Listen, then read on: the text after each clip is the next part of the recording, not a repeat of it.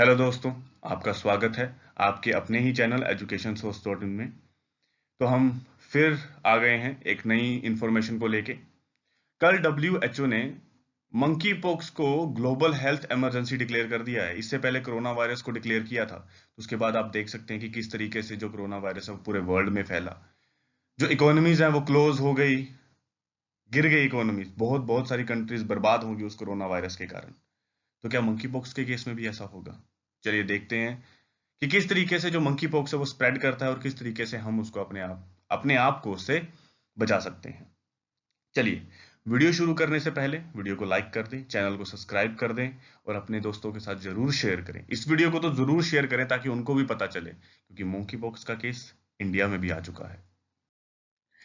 Okay, तो सबसे पहले हम अर्ली सिम्टम्स के बारे में देखते हैं कि मंकी पॉक्स के अर्ली सिम्टम्स क्या होते हैं। कि जब हमें जब वो वायरस इन्फेक्ट करता है तो हमें किस तरीके के चेंजेस दिखते हैं। तो फर्स्ट ऑफ ऑल फीवर एक ऐसा सिम्टम है जो कि किसी भी केस में आता है। अगर हमें कोल्ड भी होता है तो उसके केस में भी फीवर आता है। फीवर हमारी बॉडी का रिएक्शन है किसी भी वायरस और बैक्टीरिया से फाइट करने का। ठीक है, ठंड लगती है, हेडेक होता है, मसल एचीज होती हैं, मतलब कि हमें क्रैम्प्स क्रैम्प्स जैसे फील होते हैं, फैटीग, थकावट, बहुत ज्यादा थकावट फील होती है इस केस में।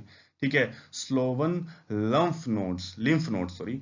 तो हमारे बॉडी में लिम्फ नोड्स होती हैं। जिस तरीके से आर्टरीज और वेन्स होती हैं उसी तरीके से लिम्फ नोड्स भी होती हैं। तो वो क्या करते हैं, वायरस जब हमारी बॉडी पे एक्ट करता है, ठीक है, अटैक करता है, तो वो लिम्फ नोड्स में स्वेलिंग आ जाती है। तो हमारी पूरी बॉडी में जो लिम्फ नोड्स हैं वो स्वेल करने शुरू हो जाते हैं। और ये जो टाइम पीरियड है वो पूरा 20 डेज का लेता है। और आप देख सकते हैं, पिक्चर में देख सकते हैं कि किस तरीके से आपकी स्किन के ऊपर ये पानी से भरे हुए छोटे छोटे इनको छाले हम कह सकते हैं, ठीक है, जो हमारी बॉडी पे दिखते हैं। तो ये बहुत ही ज्यादा पेनफुल है। अभी कोरोना वायरस तो पेनफुल था, बट ये जो डिजीज है वो उससे भी ज्यादा पेनफुल है। जिस पर्सन को होती है वो बहुत ज्यादा परेशान रहता है। आपको पता होगा, अभी तक अगर मैं बात करूं तो मे भी आप सभी को पता होगा चिकन पॉक्स और स्मॉल पॉक्स के बारे में। ये उसी की फैमिली का है, मोंकी पॉक्स। तो आई थिंक सो कि हम में से 90% या 80% लोगों को चिकन पॉक्स या स्मॉल पॉक्स हुआ होगा। हमने उसे सफर किया होगा। वो 7 डे या 14 डेज का पीरियड रहता है। तो उसमें देखो कितनी प्रॉब्लम होती है, हमें खारिश होती है, ठीक है, रैशेज होते हैं, हम बहुत ज्यादा परेशान रहते हैं। तो ये तो उनसे भी ऊपर है।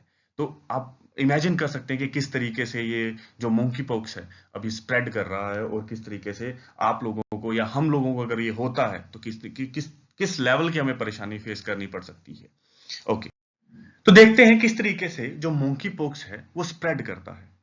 बाइट हो गया, स्क्रैच हो गया, ठीक है। इनिशियली ये मोंकीज में पाया जाता था, पर मोंकीज से ये हम तक कैसे पहुंचा, उसके एक हाइपोथेटिकल एग्जाम्पल हम कंसिडर करते हैं। फॉर एग्जाम्पल, हमारा डॉग है, हम डॉग के साथ बाहर गए हैं और एक मोंकी आता है जिसको मोंकी पॉक्स है। उसमें वायरस है, वो सफर कर रहा है मोंकी पॉक्स से। वो क्या करता है, हमारे डॉग को स्क्रैच लगा देता है। स्क्रैच करता है या बाइट करता है, तो स्क्रैचिंग और बाइटिंग से वो जो वायरस है वो हमारे डॉग के अंदर आ जाएगा। अब वो वायरस हमारे डॉग के अंदर है तो हमारा डॉग भी अब क्या करेगा, उस मोंकी पॉक्स से सफर करेगा। अब हमारा पालतू डॉग है, हमारे साथ रह रहा है, तो हम उसके साथ खेलते हैं, ठीक है, उसको नहलाते हैं, वो हमारे साथ मस्ती करता है। तो अगर बाय चांस उस डॉग से हमें स्क्रैच लग जाए, ठीक है, या अब डॉग को होगा तो उसको भी छोटे छोटे वो जो दाने से हैं वो उसको भी होंगे। अगर वो कोई दाने में से फ्लूइड बाहर निकल गया और उस फ्लूइड के कांटेक्ट में हम आ जाते हैं, तो वो वायरस हमारी बॉडी के अंदर भी आ जाएगा। एक बार हमारी बॉडी के अंदर आ गया तो हमारी फैमिली जो साथ वाले हैं उनकी बॉडी में आएगा, जिनसे हम जिन जिन के हम इनके कांटेक्ट में आएंगे उनके थ्रू, हमारे थ्रू, उनमें भी वो वायरस जो है वो स्प्रेड करेगा। तो बाइटिंग हो गया, स्क्रैच हो गया, मीट कंजप्शन से हो गया। अब जैसे मान लो कोई गोट है, उसको मोंकी पॉक्स हो गया है, ठीक है, और उसको हम कंज्यूम कर लेते हैं तो उसके थ्रू भी हमें हो सकता है। ठीक है, अगर जो मीट जो अच्छे से कुक्ड नहीं है, ठीक है, पर्सन टू पर्सन स्प्रेड करेगा, टच से। और बाकी रेस्पिरेटरी सिस्टम के थ्रू भी वो क्या कर सकता है, वो फ्लू जो है, जो वायरस है, वो दूसरी बॉडी के अंदर जा सकता है। राइट। अब हम किस तरीके से मोंकी पॉक्स से अपने आप को बचा सकते हैं। पहली चीज तो ये कि आप डायरेक्ट कांटेक्ट में मत आओ किसी के भी, जिसको भी वायरस है, चाहे वो एनिमल है चाहे वो ह्यूमन बीइंग है, उनके डायरेक्ट कांटेक्ट में मत आओ। क्योंकि उनकी बॉडी से फ्लूइड निकलते हैं, जो छोटे छोटे, मैंने आपको बोला कि उनकी बॉडी पे छोटे छोटे से दाने होते हैं, उनमें से फ्लूइड निकलता है। अगर वो उस फ्लूइड के कांटेक्ट में भी आप आ जाते हो तो भी आपको मोंकी पॉक्स होने के चांसेस हो जाते हैं। ठीक है। अगर आप नॉन वेजिटेरियन हो, अगर आप मीट कंज्यूम करते हो, तो जो मीट है वो वेल कुक्ड होना चाहिए, हाफ कुक्ड नहीं होना चाहिए। उस अगर आप ऐसे गोट का मीट कंज्यूम कर लेते हो जिसको मोंकी पॉक्स था, और वो जो मीट है वो अच्छे से कुक्ड नहीं है, तो उसके थ्रू भी आपको जो मोंकी पॉक्स है हो सकता है। अच्छा, आप घर से बाहर रहते हो सारा दिन, जब घर में आते हो तो अपने हाथों को अच्छे से साफ करो। इवन घर में एंटर करने से पहले शावर लो।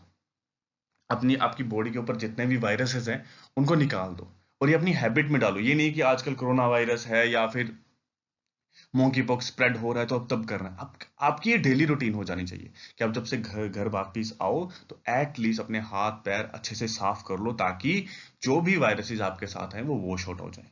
ठीक है, क्योंकि उसके बाद आपने भी फूड कंज्यूम करना है, आपकी आपकी फैमिली आपके साथ बैठेगी, तो जो वो वायरस है वो आपके थ्रू आपकी फैमिली में भी स्प्रेड कर सकता है।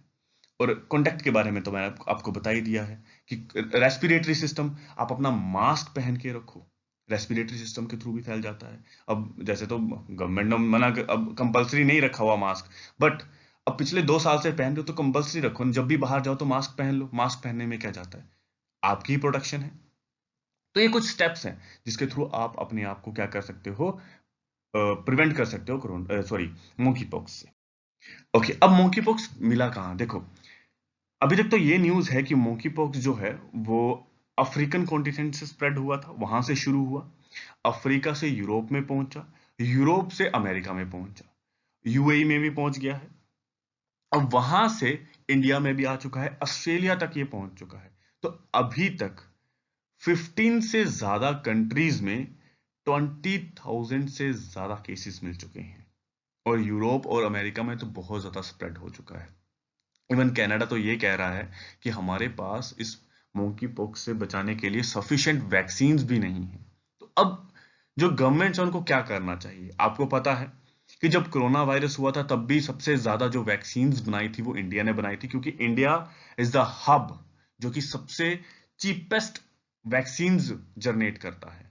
तो इंडिया के पास ऑलरेडी फॉर्मूला है, आपको घबराने की प्रॉब्लम नहीं है। कोरोना का फॉर्मूला हमारे पास नहीं था, बट जो मोंकी पॉक्स है वो आज का नहीं है, पुराना है। बट ये है कि ह्यूमन बींग्स में अब स्प्रेड हुआ है, पहले ये सिर्फ एनिमल्स में रहता था। तो हमारे पास टेक्निक है, हमारे पास फॉर्मूला है, हमें जस्ट क्या करना है, वैक्सीन्स को मैन्युफैक्चर करके पूरे वर्ल्ड में क्या करना है, स्प्रेड करना है। बट फर्स्ट ऑफ ऑल हमें ऑर्डर्स आने चाहिए, तभी तो हम बनाएंगे। इंडिया में सिर्फ एक केस मिला है, अभी केरला में मिला है, अभी उसके बाद कोई भी केस नहीं मिला, बट उम्मीद करते हैं कि आगे मिले भी ना। बट अगर आपको मैं बात बताऊं तो यूएसए और यूरोप, मतलब अमेरिकन कॉन्टिनेंट और यूरोपियन कॉन्टिनेंट की बहुत बुरी हालत है, वहां पे बहुत ज्यादा केसेस मिल रहे हैं। अगर मैं इसका कंपैरिजन करूं कोरोना वायरस के साथ, तो कोरोना वायरस का जो मॉडरेट रेट था वो 3 to 4% था, इसका जो मॉडरेट रेट है वो 30% के आसपास है। तो आप खुद एक तरीके से लगा सकते हो कि अगर जो कोरोना वायरस था अगर 100 लोगों को होता है तो उसमें से 3 या 4 लोगों की डेथ होती थी।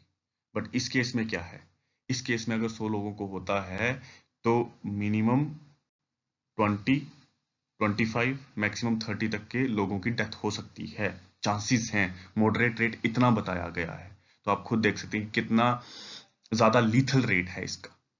ओके, सो हम ये देखते हैं कि डब्ल्यूएचओ ने अभी तक कौन कौन सी जो वायरसेस हैं, उनको एज ए हेल्थ इमरजेंसी की तरह डिक्लेयर किया है। तो कोविड को तो आपको पता है, कोविड 19 को 2020 में as a health emergency declare कर दिया था। इससे पहले पोलियो को डिक्लेयर किया था, अब रिसेंटली मोंकी पॉक्स को भी डिक्लेयर कर दिया हेल्थ इमरजेंसी। अब आप बोलोगे पोलियो तो ऑलमोस्ट खत्म हो चुका है, हमें देखने को नहीं मिलता।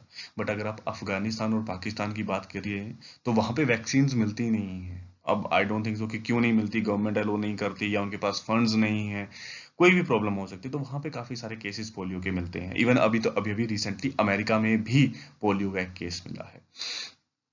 एडिशनली आपको ये बात बताना चाहूंगा कि अफ्रीकन कॉन्टिनेंट की काफी सारी कंट्रीज ने मिलके डब्ल्यूएचओ को एक लेटर भेजा और उन्होंने बोला कि इसका नाम जो मोंकी पॉक्स है उसको चेंज कर दीजिए, क्योंकि जैसे चाइना के टाइम पे जब कोविड आया था, उसका वुहान वायरस के नाम से उसको बुलाया जाता था स्टार्टिंग में, तो चाइना ने बोला था कि आप इसका नाम चेंज करिए। तो उस टाइम पे डब्ल्यूएचओ ने हाँ एक नया रूल बनाया था कि जहां से निकलेगा उसके प्लेस के नाम पे हम वायरस का नाम नहीं रखेंगे, बट इनके केस में ऐसा नहीं हो रहा। उन्होंने लेटर लिखा है और यहाँ पे कोई भी रिस्पॉन्स डब्ल्यूएचओ का नहीं आ रहा। आपको पता होना चाहिए कि मोंकी एक रेसिस्ट वर्ड है, उसको यूज किया जाता है किसी को डोमिनेट करने के लिए। इस कारण जो अफ्रीका से निकला है, ठीक है, तो अफ्रीकन कॉन्टिनेंट के लोग कह रहे हैं कि प्लीज इसका आप नाम चेंज करिए। इस तरीके से ये सारी वीडियो थी। उम्मीद करता हूं कि आपको ये वीडियो अच्छी लगी होगी। अगर अच्छी लगी है तो चैनल को सब्सक्राइब करें, शेयर करें। शेयर तो जरूर करें ताकि सभी लोगों तक ये इंफॉर्मेशन पहुंचे और वो मोंकी पॉक्स से अवेयर हो जाए और अपने जो इनिशियल स्टेप्स हैं खुद को प्रोटेक्ट करने के लिए वो लेना शुरू कर दें। ओके, जय हिंद, जय भारत।